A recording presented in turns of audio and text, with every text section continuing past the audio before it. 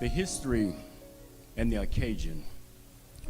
Over 10 years ago in 2012, Bishop Gunn, the visionary, invited 5 men for a meeting as we met in the conference room of St. Paul Missionary Baptist Church. After the untimely death of Trayvon Martin, Bishop said we have to do something to help save our sons. And on that day, the operation began. We all started talking and discovered, ironically, every one of the 5 men in the room had experienced violence and the missing of a father in their lives. As we talked, the 5 men, successful men that began to shed tears, still hurting from the pain of not having strong fathers in the absence of a father in their lives. Bishop Gunn was the only man in the room that had a strong father image. And the most amazing thing, these 5 successful black men did not experience that, but now we had families and were still having the pain from our childhood. I being one of the one that lost my father in gun violence. And he was murdered in 1972 after not being a part of my life, and being a part of things that he shouldn't have been a part of. And only seeing him 2 or 3 times in my life. Isn't it something to be named by someone? Being a junior myself and not knowing the man that you was named after and not seeing him. My blood father, he never said, son, I love you. He never said, son, I'm proud of you. Transparent. 10 years later, in 1982, having the DNA of my father, it came natural. On one occasion, after being chased by several police, and after being blocked in and nowhere to go, I heard the sound of several shotguns and the voice from several officers saying, driver, come out with your hands up. I preached a sermon about that. I made bad decision, but God. It was only because of my stepfather that came into my life, and he started changing decision. He taught me how to be a man and gave me directions. And on his deathbed, he reminded me how proud of he was me as being his son. Somebody made a difference in my life, and this is what Operation Save Our Son is doing, making a difference in the lives of young boys. And after that meeting with Bishop Gunn, the operation began to save our sons. And as Pastor alluded to it, in 2012, the first summit at Rebord, we had over 15,000 kids. And it was more than just a good idea or a meeting in a conference room. It was vision from Dr. John E. Guns.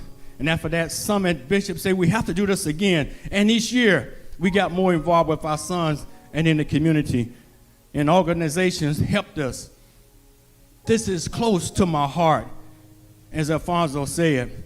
It is because when I see young men that we've talked to and young men that have got dreads and pants coming down, and when I start talking to them and tell them that I care, tears start running down the eye just for someone to tell them that they care about them. This is what Operation Save Our Sons is doing. We are making a difference in the lives of the young men. So today, let's recognize the bishop and let's celebrate 10 years of a great experiences.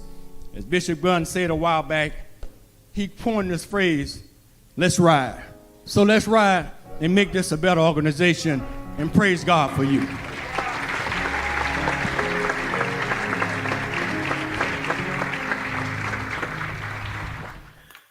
Wow. Hello, my friends, and welcome to a special edition of Thursday Recharge.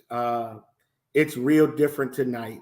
Typically, we do the Bible study piece or the worship piece, but tonight we want to come on and we want to talk about a part of the unique vision that God has birthed in my 26 years. It's now 10 years old. It's Operation Save Our Sons, and I'm honored tonight to have, first of all, our chair of our board of directors, Brother Alfonso McClendon. Hey, bro, how are you? Doing fine, Bishop. How you doing? Hey, man, I'm great, man. Let me ask you before we bring on our very, very special guest, why you committed to Operation Save Our Sons? I mean, because, man, you have hit the ground running, man. Your heart is so genuine and pure for this. Why this with all that you have the capacity to do? Why Operation Save Our Sons? For 2 reasons, Bishop. I remember an opportunity that I was given as a young man. I'll never forget that opportunity. I was in elevator, and I saw a man in a business suit, and I was delivering sheetrock to his company. And I said, I don't want to do this the rest of my life. He gave me a business card, and as a young man, I'm thinking, he just talking trash. A year later passed, and he gave me an opportunity of a lifetime that really changed my life. My life went in a whole new direction because he invested something in me. And the second thing of it is September 11th, 2020, I got a phone call that really shattered my entire life. We were already in a pandemic, but now I got to get a phone call that my son was murdered.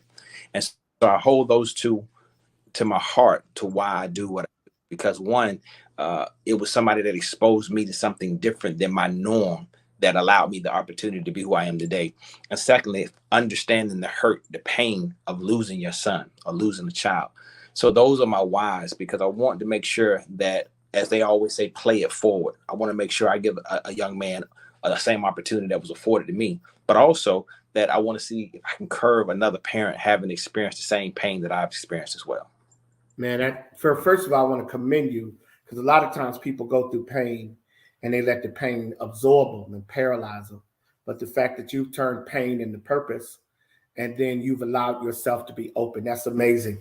And so tonight we have the joy of a young man who, and honestly, I'm gonna let him tell his story as to why he's up here tonight. Our CFO, Brother Ron Baker, had this encounter, and he came through one of our programs led by Andrew George in Evening Reporting Center, and the connection, I Pray Save Our Son. So we want to welcome tonight Brother Jabari. Come on in, Jabari. Come on in, man. Come on in, man. Bless you, man. Thank you for being here tonight. Tell us about Jabari Brown. Who are you? How did you end up in Evening Reporting Center? And then how did you end back up at the church? Well, about me, I'm basically pretty much like a regular kid, but like what I could say, like what my downfall was is the certain group of friends I was hanging with, they weren't really necessarily good for me and stuff like that. So I kind of like got mixed up in the wrong crowd, doing like wrong things and stuff like that. And it just so happened last year I ended up getting arrested for something I had did, but I was fortunate enough to basically get a second chance, because I was a juvenile, and it was right before my birthday. I was able to go to the program Save Our Sons, and they really helped me a lot with my whole case and all that stuff, and just giving me a new like perspective on life and things like that. So I was really grateful to them for that. So now I'm trying to like go to college and stuff like that to like better myself, so I don't end up in the same position. So that way I could be somebody my family can look up to, because I got 2 little brothers and like 6 younger cousins. I want them to see that I'm a good person, and I want to be in their lives. Jabari, let me ask you this other question. What advice would you give your friends, your peers, after your experience? What advice would you give them? Some advice I would give is to just slow down and to live in the moment. Don't try to rush things and try to stress out about things and things like that. That was really my main problem. I was trying to have so much in such a quick time frame, and that's not how life works. Stuff like that. And I was letting things beat me up, like beat me down, real worrying and stuff like that. So I try not to do that anymore. Alfonso, you want to share or ask a question of this incredible young man? I just want to comment, because I'm hearing him talk, and he's talking about the troubles that he's been through. But now you see a mentee now becoming a mentor. His perspective have changed. He no longer want to be the one getting in trouble, and because of what he's gone through, he now want to be a voice to the ones that's coming up behind him. So that is a powerful statement, to take trouble and then turn it into triumph. So I applaud you, young man, for what you're doing. Keep up the good work, man. This is a story that need to be told on all platforms. Absolutely. Jabari, let me ask you one last question, man. What do you want to do with the rest of your life now that you have been given this second chance? I just want to have a positive impact in the world. I don't really like care too much about being famous or rich or anything like that. As long as I can, I'm in a position to take care of like people around me and stuff. I'm okay with that. So I've been looking at like different jobs and careers and stuff like that. That's good stuff. Well, man, we are committed to your future, and whatever we can do, we gonna do because Jabari, you are why Operation Save Our Sons exists. Man, give us one final words, man. One final thing. What do you want to say, man? You get a chance to talk to the world tonight. What do you want to say to the world tonight, man? One thing I would like to say is that it's never over with. Like there's always something good that you can like get out of life. Like no matter like how bad you think you're doing this stuff, like there's still a positive to like any situation. Like with my situation, yeah, it was bad that I got arrested, but on the other side, it could have like helped me save my life because I could have been caught up doing something else or got in trouble doing something else or anything else could have happened. So like there's always like positive outlooks on life. You just gotta bounce back from things. You can't dwell on the past and just try to better yourself every day. So that's some advice I would give. Jabari, thank you, man. Thank you. Alfonso, you want to give a closing word to our young brother? Man, keep the same outlook on life. You know, Bishop taught tonight in our Thursday sessions, and he talked about the power of agreement. And he taught one of his points was to look at things from a positive perspective and not a negative. And everything you've been through, you came out better because you saw the silver lining and you saw something better in it. And you learned something. And you didn't go through it and just didn't learn anything, but you grew through it. And I applaud you for that. And man, keep that same focus, be determined, be intentional, and find those things that you're passionate about. Success is knocking on your door. So forgetting those things that are behind, your future is so bright. So keep striving to be better. Jabari, thank you, man. You make us proud, and we're determined that we're gonna do what we can. Man, is there anything you want to say, man, before we move forward? I really appreciate everything the program did for me. Like I said, they really helped me out and stuff.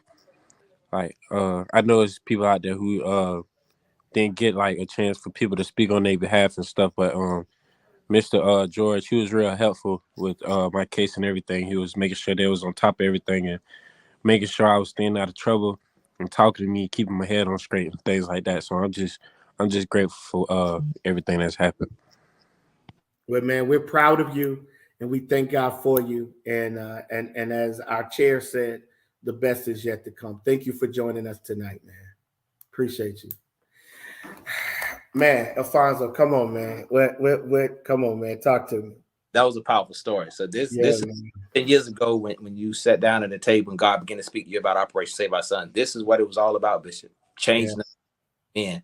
And you know, it's countless of young men just like Mr. Brown, Jabari Brown, that we haven't heard the story. He said it himself, but he's one of the ones that able to come back and tell us, hey, how Operation Save Our Son influenced his life, impacted his life, and helped set his life on a different road. So this is the whole mission of Operation Save Our Son. That's what it is. You know, it's interesting, man. I think about this journey and even now, man, with the opportunities that are in front of us. The thing that makes Operation Save Our Son so incredible and really makes the work of Evening Reporting Center and all of the things that we're committed to doing, the thing that makes it so powerful is the fact that, and you use the phrase, and I think it's a powerful, meaningful phrase, that we get a chance to pay it forward, you know, and paying it forward means a lot, means something different for different people. But I think in the end, it ultimately means that we make better the world. Yeah. You know, we make the world better. What do you see as some of the possibilities and opportunities for Operation Save Our Son?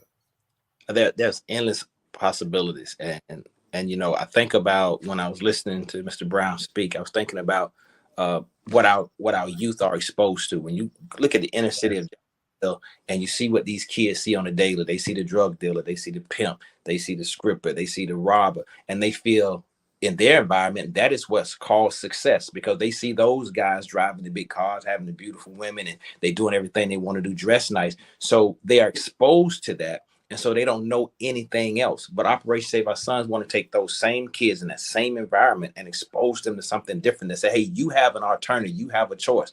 You can become an entrepreneur through trade. You can finish high school. Look at this young man, went to jail, and now he's college bound. Isn't that crazy? It's mind blowing. But if we can take you out of what you think is normal and put you in an environment, it's mind blowing, man. Mind blowing. That's why what he was talking about, just writing stuff down from jail to college. He said he wanted to be a role model. Now a mentee have become a mentor. Wow. That's I want to pick up on something you said. I don't want to miss this, man. You said something really powerful. And I'm really grappling with it, man. How man, what he thought was normal. Yeah. What he thought, and it's crazy, Chair. It's crazy, Alfonso, how many of our kids see what's destructive as normal. Yes. So they don't even see the possibility. So a part of our responsibility is to, if nothing else, give them exposure. Yes, sir. To the light. Yes, sir. Yes, sir. Man, yeah, you said something, man. What is it over your journey that you have learned that you are willingly giving away to young Black men? To be patient. To be patient. A lot of times we rush to success because of somebody else. And we as young Black men, we never have stories to tell how we got to a place because we so in a rush to get to that place that we're not enjoying the journey to get to that place. So patience is the key, because having that patience, you learning lessons. But as Mr. Brown said, you learning the lessons, you understanding how you got there. I heard somebody say many years ago, never pray for money, pray for the wisdom, because if you ever lose the money, you'll know how to get it back. And so that's what I tell young men, just enjoy the journey, have patience. Don't feel like you got to get it quick, but the journey itself is so valuable that, it's gonna build your character and who you are. Sometimes we get to places and our character have not matched the place that we're at, so we don't stay at that. Dude, you dropping nuggets tonight. One of the things that I would love to see is I would love to see us do this more often to showcase the young men. Yes, sir. I would love to see us show how many Jabaris are out there that God is allowing to go through Operation Save Our Sons, to go through Evening Reporting Center, which is one of our programs, to go through churches, to go through youth groups, to go through, fraternity groups that work with young men, to go through, athletics, all these young men who God has saved through sports. Sure. And so as we get ready to close tonight, what is your appeal? What is your ask to those who are watching? And then I'll share mine. My ask is two things. One, we always see the negative in our community. We hear the young people dying in our community. We hear the young people getting arrested in our community. But my first appeal is to pay close attention to Jabari. That's new. And these young kids, as you said, they need to hear a different narrative about the youth in our community. So that's my first appeal. The second appeal is that everybody put their hands on the wheel and say, what can I do to change someone's life? If it's just one person's life, what can I do? You may not have the time. You may not have a group of young men that you may want to talk to. You may say, hey, I'm one of those kids. Something you said powerful at Ed White, Bishop. You said, I'm not the guy who have the testimony that I ever sold drugs. And a lot of more kids need to have that same testimony, that they never sold drugs. That's more powerful than somebody saying, I used to sell drugs, don't sell it no more. The fact that you was in the same situation that a lot of these kids grew up in, but that's not your testimony. You took a different route. And so that's my appeal to everybody, to look around our communities and see where we can be examples, because you never know who's watching you. And you may be the change agent to make one of these kids who are going down the wrong road turn around and say, let me rethink this thing. Let me come back and let me try it again. So be conscious of who you are and your character, and let us start investing in our youth. I say this and I'm gonna close. One of the most things I'm dangerous, I fear the most is not having information. And I think about the story in the Bible when God told the children of Israel, get the lamb, get the blood, put it over the doorpost, and wherever I see the blood, I'll pass over. And the big thing about that, when I continued to read that story, was that it wasn't just for the Israel nation, it was for whoever. And if Pharaoh would have got those same instructions, his son wouldn't have died. Wow. And to our kids, we're not giving them information to live. So they're dying in the street because we're not passing the information on to them. And that's what we got to do. We got to do a better job of passing information. Man, listen, man, you about to make me give you a set of license. Here's my ask. Threefold. Here's the first thing. If you want to make a difference, volunteer. The information for volunteering is going to be on the screen. You need to, that's first thing. Second thing, donate to Operate Save Our Sons. Donate money, because we need resources. Right now we are basically driven by grants, and we know grants. Grants can come and grants can go. We got a grant that's about to end, right? But we need people to start donating. So right now, an opportunity is going to be given, and you can see it on the screen. And we want you to give. We want you to donate to Operate Save Our Sons. That $5, that $20, that $100, that $1,000, that $10,000, whatever. We want you to donate. But here's the last thing. We want you to trust us with your sons. Trust us with your sons. We're getting ready to reconstruct some things because we're going to go to another level. The vision is to go to other cities, but we gotta perfect Jacksonville, and we're working on it. And with our chairman and our board of directors and everybody that's a part of this, we want you to help us reach sons. So give us your sons. Yes. Again, there will be information on the screen whereby you can contact us. So if you want to volunteer, if you want to do something meaningful, volunteer. If you want to give, become a consistent donor. $10 a month to go a long way, man. If we can get 200 people to give $10 a month, Yes. $20 a month, man, $25 a month. So imagine Yes. the other stuff we can do. Yes. But final thing is, we're here for your sons. Yes. So trust us. Alfonso, thank you, man. You are the right choice in this season. Thank And you, I'm Bishop. excited, man. I'm so excited. I'm so excited. Please share this. Send people to our website. Talk us up in a positive way, because, man, we're really serious about making a difference. Thank you all for watching. I guess this is Shop Talk. Can we call this Shop Talk? This is Shop Talk. Okay. So join us again next month. We're gonna do this again next month. Shop Talk. As we come together for Shop Talk.